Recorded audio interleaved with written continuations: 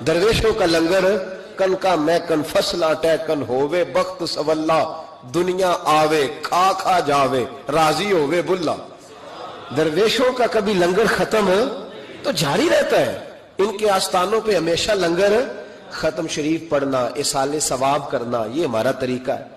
اب کہتے ہیں جی فیض کیا ہوتا ہے؟ ادھر دیکھو میری طرف. حضرت سلیمان بن بشار رحمت اللہ علیہ فرماتے ہیں مجھے ایک عورت کہنے لگی میرے ساتھ منہ کالا کرو. فرماتے میں بھاگ گیا. میں نے کہا میں نے اپنی نظر ہمیشہ پاک رکھی ہے، میں اپنی جوانی آلودہ نہیں کر سکتا. کہتے میں دوڑا گیا، جا کے میں لیٹا. یہ مخالفین نے بھی اپنی کتابوں میں بات لکھی ہے. جا کے میں لیٹا، تھک گیا تھا دوڑ دوڑ کے. جب میں لیٹا تو مجھے خواب میں حضرت یوسف علیہ السلام سے ملاقات ہوئی. کہنے لگے اٹھ میرے سینے سے لگ، تو نے حضور کا امتی ہو کے وہ کام کیا ہے جو میں نے نبی ہو کے کیا تھا. آپ جس سے جو تعلق رکھتے ہیں نا وہ تعلق بن جاتا ہے، وہ تعلق بن جاتا ہے. یاد رکھیں مزار والے اولیاء اللہ سے. آپ حضرت یوسف مزار میں تھے نا اس وقت. چلے آپ کو حدیث سنا لیتے ہیں، چونکہ میرے مرشدان عالی مرتبت کے آراز چل رہے ہیں تو میری طبیعت بڑی اشاش بشاش ہے. میں تھوڑا سویا ہوں، رات پورا نہیں سو سکا، پر پھر بھی نہ طبیعت پہ کوئی تھکن ہے نہ آنکھوں میں کوئی تھکن ہے. طبرانی میں حدیث ہے اور حدیث کے راوی مولا علی شیر خدا ہے. حضرت مولا علی شیر خدا کہتے ہیں ہم حضور کی بارگاہ میں بیٹھے تھے کہ بدو آ گیا دیہاتی. نبی کریم علیہ السلام اس سے فرمانے لگے یار کدھر آیا ہے؟ کہنے لگا حضور زیارت کرنے. حضور کا دریائے کرم جوش میں آ گیا. جب آ گئی ہیں جوش رحمت پہ ان کی نظریں، پھر جلتے بجھا دیے، پھر روتے ہنسا دیے. نبی کریم علیہ السلام نے فرمایا اس سے، دیکھنا حضور نے خود فرمایا، خود نبی کریم حضور فرمانے لگے چل تو آ ہی گیا ہے نا، اس طرح کر کچھ مانگ لے، اب تنگی یہ داماں پہ نہ جا، اور بھی کچھ مانگ. ہے آج وہ مائل بکرم، اور بھی کچھ مانگ. اور کون دیتا ہے دینے کو منہ چاہیے، دینے والا ہے سچا ہمارا. چل مانگ لے کچھ. کہنے لگا حضور واقعی مانگ لوں؟ دیہاتی تھا نا، بدو تھا. یہ جو سوچ سوچ کے چلتے ہیں نا بیچارے اسی طرح رہ جاتے ہیں. کہا واقعی؟ حضور نے فرمایا تجھے شک ہے کوئی؟ کہا جو ہے مانگ لے. بندہ بدو تھا، بس لمٹ ہی تھوڑی تھی، تھوڑی لمٹ تھی. حضور نے فرمایا مانگ. کہنے لگا حضور میں نے سفر کرنا ہے، مجھے ایک اونٹ دے دے. حضرت علی کہتے ہیں میں نے کہا تجھ پہ افسوس، ہمارا خیال تھا تو جنت کی ٹکٹ مانگے گا، ہمارا خیال تھا تو ماں باپ کو، تو نے اونٹ ہی مانگا ہے بس. حضرت علی فرماتے وہ حضرت علی کا بھی خیال ہے کہ حضور سے مانگو تو تھوڑا نہ مانگو، نبی کریم سے مانگو تو کھل کھلا کے مانگو، جب حضور سے مانگو کھل کھلا کے مانگو. حضرت علی شیر خدا کہتے ہیں وہ اسی پہ اڑ گیا. حضور مسکرائے، گویا حضور نے بھی کہا یار تو نے مانگا کیا ہے؟ میرے محبوب نے ایک اور کرم فرمایا، کہا چل اونٹ تجھے دیا، کچھ اور بھی مانگ لے، چل کچھ اور، اب تنگی یہ داماں پہ نہ جا، اور بھی کچھ مانگ. ہے آج وہ مائل باتا، چل مانگ. اور حضرت علی کہتے ہیں میں نے کہا اب سیانا بنے گا، اب یہ کہے گا حضور 7 نسلوں کی جنت، تو حضور نے فوراً عطا کر دینی ہے. اب یہ کہے گا یا رسول اللہ جتنے بیٹھے سب کے لیے اعلان کر دے دوزخ سے آزادی کا، جتنے میری نسل میں لوگ ہیں سب کے لیے اعلان ہو جائے گا. لیکن وہ وہیں کا وہیں رہ گیا، وہیں کا وہیں، چھوٹے چھوٹے دائرے میں. مانگ لے. کہنے لگا حضور اور بھی کچھ مانگ لوں؟ اونٹ تو میں نے لے لیا ہے. فرمایا چل مانگ لے. بندہ ہی چھوٹا تھا. یہ جو کہتے ہیں نا دے کچھ نہیں سکتے، اصل میں اتنے ذہن ہے بیچاروں کے، کاسا ہی کوئی نہیں تو انہیں کیا پتا کیا کیا ملتا ہے. یہ تو اس سے پوچھے نا جس کو ملا ہے، اور جن کو ملا ہے پھر کمال ہی ہو گئی ہے، کھل کھلا کے ملا ہے. اور میرے ایک استاد تھے تو ان سے ایک شخص نے کہا کہ حضور فلانا مولوی جمعے پہ کہہ رہا تھا حضور کچھ نہیں دیتے. فرمانے لگے اسے ملا کچھ نہیں نا، ہم سے آ کے پوچھے ہم کیا تھے. میں گلیاں دا روڑا کوڑا تے محل چڑھایا سائیاں، ہم سے پوچھے جنہیں ملا ہے اور کس طرح ملا ہے. نبی کریم نے فرمایا اور مانگ لے. کہنے لگا واقعہ ہی دیں گے؟ فرمایا ہاں دیں گے. کہنے لگا جی اونٹ دے دیا تو پھر سارے سفر کا کرایہ بھی دے دے، خرچہ بھی دے دے، پیسے بھی دے دے. حضرت علی کہتے میں نے کہا خو کچھ نہیں پئی، اس کی حیثیت ہی نہیں، کدھر چلا گیا. اب حضور نے خود یہاں محبوب کریم نے روک کے ارشاد فرمایا. حضور مسکرائے، فرمایا جا تجھے آنے جانے کا خرچہ بھی دیا. اب ذرا لفظ سننا، حدیث طبرانی ہے. محبوب فرمانے لگے تجھ سے تو حضرت موسیٰ کے دور کی وہ بوڑھی اچھی ہے. خود حضور فرما رہے تجھ سے تو جناب موسیٰ کے زمانے کی وہ بوڑھی. حضور کون سی بوڑھی؟ صحابہ کہتے ہیں ہمارے کان کھڑے ہو گئے، یا رسول اللہ کون سی بوڑھی؟ ذرا مزار کی برکت دیکھیں.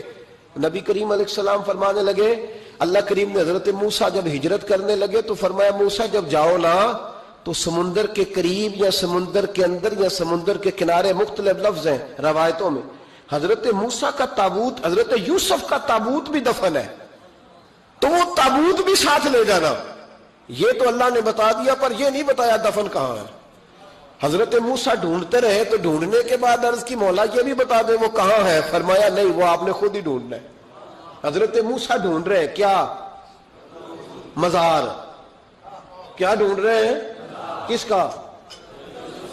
حضرت. ہاں الحمدللہ یہ سنت اللہ نے ہمیں دی ہے. ہم جا کے پوچھتے ہیں بتاؤ حضرت خواجہ نور محمد مہاروی کا مزار کدھر ہے؟ ہم سائی وال کھڑا ہو کے پوچھتے ہیں کہ پاک پتن شریف جانا ہے، راستہ کون سا جاتا ہے؟ یہ نبیوں کی سنت اللہ نے ہمیں دی ہے، ہم یہ کام کرتے ہیں. حضرت موسیٰ ڈھونڈ رہے اور ڈھونڈتے ڈھونڈتے فرمایا مل نہیں رہا تھا، لوگوں سے پوچھا بھی کہاں ہے. اور یہ بھی اللہ کی حکمت ہے، واللہ اللہ تو اپنے نبیوں کے سامنے سارے پردے کھول دیتا ہے، یہ بھی حکمت ہے. کہاں ہے مزار؟ لوگوں نے کہا حضور ایک بوڑھی اماں ہے، بڑی بوڑھی، اس کو پتا ہے. فرمایا بلاؤ. اماں کو بلایا، کب زیادہ بوڑھی ہے تو حضرت موسیٰ کہنے لگے چلو خود چلتے ہیں اس کے پاس. حضرت موسیٰ خود آئے. کس کام؟ اللہ آپ کا بھلا کرے، اللہ کرے آپ کو یاد رہ جائے یہ باتیں. مزار شریف کا پتہ کرنے آئے. آ کے اماں سے کہا اماں حضرت یوسف کے مزار کا پتہ؟ کہنے لگی بالکل پتہ ہے. کہا پھر کہاں ہے؟ کہنے لگی ایسے ہی مفت میں ہی بتا دوں. مزار کا پتہ بتانے میں پیسے لگتے ہیں، کوئی مفت نہیں بتایا جاتا. ولی کے مزار پہ جانا کوئی معمولی بات ہے؟ ایسے ہی بتا دوں. حضرت موسیٰ کہنے لگی اماں میں نے تابوت نکال کے ساتھ لے جانا ہے، بتاؤ. اماں کہنے لگی میں یہ حضور فرما رہے ہیں، یہ طبرانی ہے، نبی کریم علیہ السلام نے فرمایا بتاؤ. حضرت موسیٰ کہنے لگے بتاؤ. کہنے لگی پیسے لگتے ہیں پھر بتاؤں گی. کہا کیا لیتی ہو؟ تو اماں کی سوچ. حضور کہنے لگے تجھ سے تو اس اماں کی سوچ ہی بڑی ہے.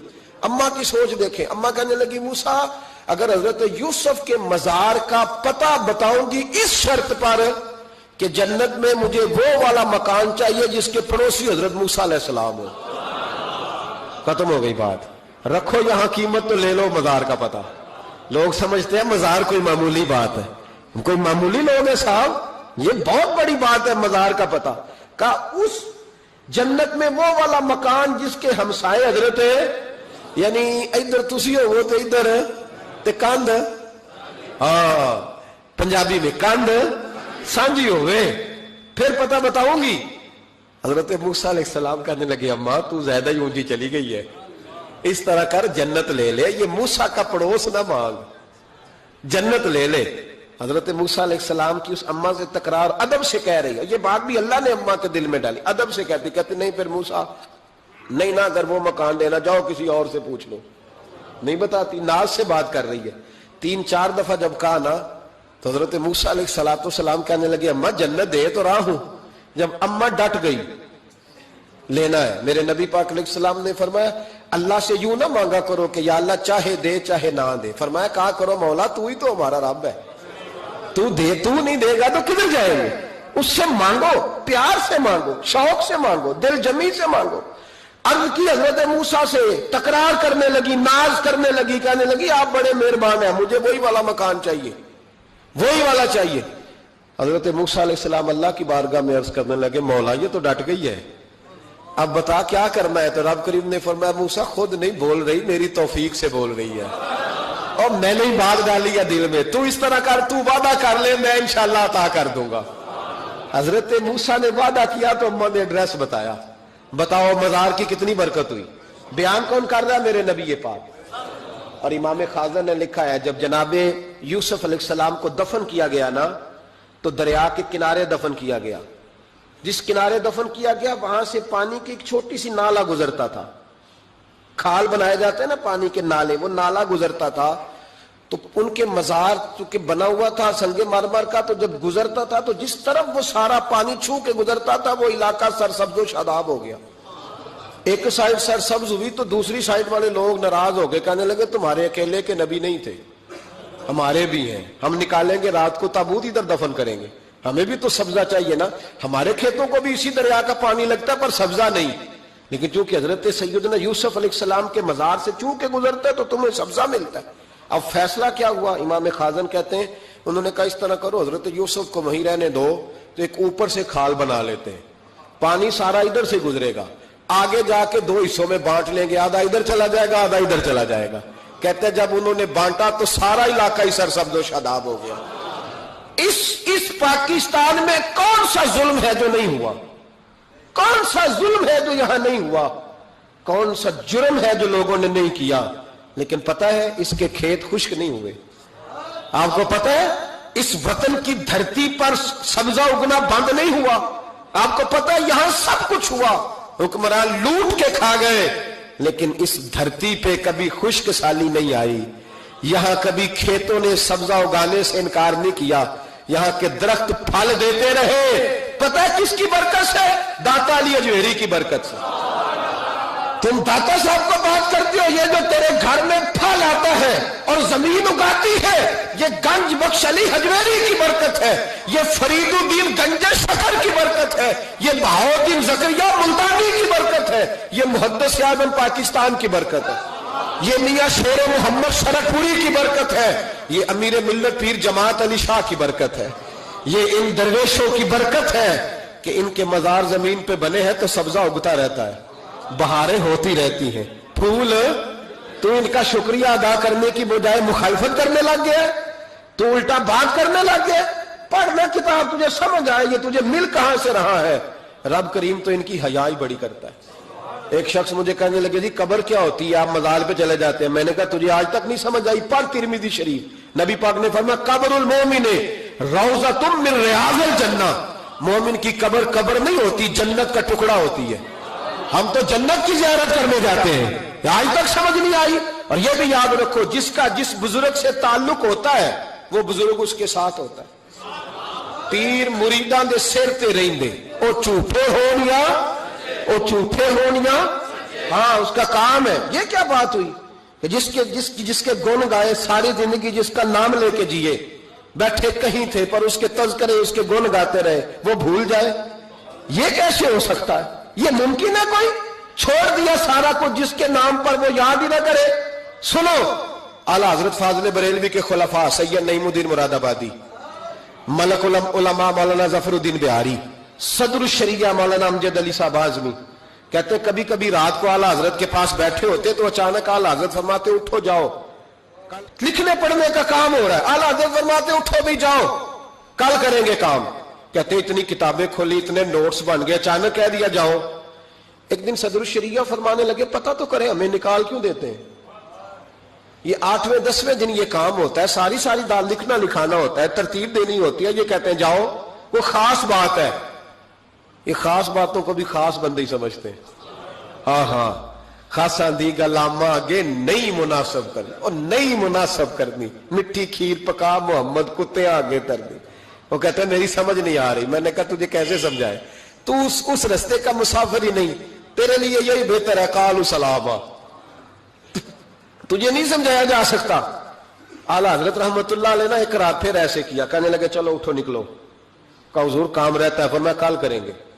حضور وہ تفسیری کام کرنا تھا, وہ ترتیب دینی تھی, حوالہ, فرمایا جاؤ ٹھیک ہے جاؤ کل کریں گے. کہتے نکال دیا. ہم نے بھی پروگرام بنا لیا کہ آج پتہ کرنا ہے. یہ نکال کیوں دیتے ہیں؟ آج خبر گیری کرنی ہے. کہتے ہیں سید نعیم الدین صاحب رحمت اللہ علیہ فرمانے لگے جسوسی تو منع ہے پر چلو معافی مانگ لیں گے, یہ جسوسی بھی خیر والی ہے, کریں گے. کہتے ہیں رات فاضل بریلوی نے نکال دیا, اندر سے دروازہ بند ہوا. لکڑی کے جو دروازے ہوتے ہیں نا, ان کی کنڈی لگ بھی جائے نا تو ذرا سا اسے کھول لینا تو سوراخ بن جاتا ہے, مان جاتا ہے نا جی. کہتے ہیں وہ نا تھوڑی دیر گزری, اعلیٰ حضرت نے چراغ گول کر دیا, دروازہ اندر سے بند ہو گیا. اچانک دیکھا کہ اندر روشنی ہو گئی,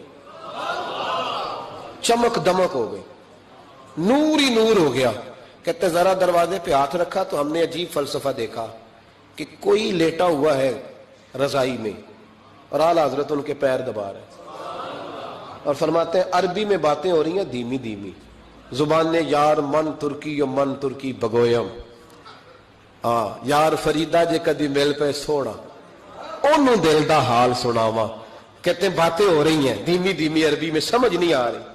अब तीनों देखते रहे, सुनते रहे, समझ कोई ना आई, लेकिन कहते हैं समझ नहीं भी आ रही, फिर भी मजा बड़ा आ रहा था। एक बाबा जी ना एक दिन बड़ा खुल के कह रहे थे, मौला यसल्ली वसल्लिम दाइमन अबदन अला हबीबे का खैरुल खल्क कुल। मैं कहा बाबा जी इसका तर्जुमा क्या है? कहते मौलवी साहब मैनू नहीं पता, पर मजा बड़ा होता जे। पता कोई नहीं तर्जुमा क्या है, पर हुजूर की तारीफ है, लुत्फ। अल्लाह अकबर। धीमी धीमी बातें हो रही हैं, समझ नहीं आती, कहते पर मजा बड़ा आया। दीदार की भी तो बड़ी लज्जत होती है ना। फरमाते सहरी का वक्त हुआ तो बुजुर्ग तशरीफ ले गए जो भी थे, कमरे में फिर से अंधेरा हुआ। आला हजरत उठे, चिराग जलाया, जब कुंडी खोली तो हम तीनों बाहर थे। जलाल आया, यहां क्यों खड़े हो? पता नहीं जासूसी नहीं करनी चाहिए? कहते हमें पता था बात किसने करनी है, सैयद नईमुद्दीन साहब को आगे कर दिया। वो सैयद थे, कहने लगे हुजूर इनकी गलती नहीं, मैंने कहा था। सैयद का चेहरा देखा तो आला हजरत चुप कर गए, फरमाने लगे करना नहीं चाहिए था। कहते सैयद साहब ने ना झोंक के कहा हुजूर देखे मैं सैयद हूं, जिद कभी नहीं की। आज बताओ तो सही ये कौन थे? आज जरा पर्दा खोलो तो सही, कहो तो राज़े हयात कह दूं, हकीकत कायनात कह दूं, वो बात कह दूं जो पत्थरों के दिलों को भी पाश पाश कर दे, हकीकतें आश्कार कर दे, सदाकतें बेहिजाब कर दे। हर एक जर्रा ये कह रहा है आ और मुझे आफताब कर दे। कहा हुजूर आज कह दे ये कौन थे? तो कहते हैं फाजले बरेलवी की आंखें छम छम आंसू बरसाने लगी, दाढ़ी भीग गई आंसुओं से। फरमाने लगे तुम में से जो जहां उलझ जाता है मुझसे आके पूछता है, मैंने भी तो किसी से पूछना होता है ना। फरमाया सारी दुनिया मुझसे आके इस्तिफ्ता पूछती है, मैंने भी तो किसी से पूछना होता है। फरमाया मैं कोई लवारस तो नहीं, मैं भी गुन गाता हूं, मैं भी किसी का बन के जीता हूं, मेरा भी कोई है जो मुझे बताता है। कहा हुजूर क्या बात हुई? फरमाने लगे जहां उलझने लगता हूं बगदाद के अब्दुल कादिर जिलानी, बगदाद के अब्दुल कादिर जिलानी तशरीफ लाते हैं। फरमाया आके लेटते हैं, खिदमतें भी कर लेता हूं, मसले भी हल करा लेता हूं, मसले भी हल करा। फरमाया आज फिर आए थे, आज कैसे आकाओं का बंदा हूं रजा, बोल बाले मेरी सरकारों के, बोल बाले मेरी खुदा के फजल से हम पर है साया गौसे आजम, हमें दोनों जहां में है सहारा गौसे आजम का। मेरे भाई जिनसे आपका रिश्ता होता है ना वो आपको तन्हा नहीं छोड़ते। वो मियाँ साहब कहा करते पीर मुरीदा दे सिर ते ही रहेंदे, झूठे होन या हम लोग कमजोर हो जाते हैं। और ये मैं दलील दे दूं बात मुकम्मल हो जाए। रसूल करीम अलैहिस्सलाम ने फरमाया जो जिससे मोहब्बत करता है जन्नत में इकट्ठे होंगे, अल्लाह उन्हें इकट्ठा कर देगा। तो ये थोड़ी निस्बत है, इसलिए बुजुर्गों के आस्थाने कभी ना छोड़ना, इनके मज़ारात की हाजिरी, गैर शरई हरकत ना करना कभी भी। गैर शरई हरकतें भी होती हैं, गैर शरई। आला हज़रत से किसी ने कहा था आप बुजुर्गों के मदारों पे फैज क्यों नहीं मिलता हमें? फरमाने लगे वो तो देना चाहते हैं पर तुम जाके गैर शरई हरकत करते हो तो वो नाराज हो जाते हैं। शरीयत के दायरे में रहोगे तो तुम्हें झोली भर के अता करेंगे। दायरे में रहें, अकीदत रखें, मोहब्बत के साथ रहें। अल्लाह की बारगाह में दुआ करता हूँ अल्लाह बुजुर्गों से फैज याब कर।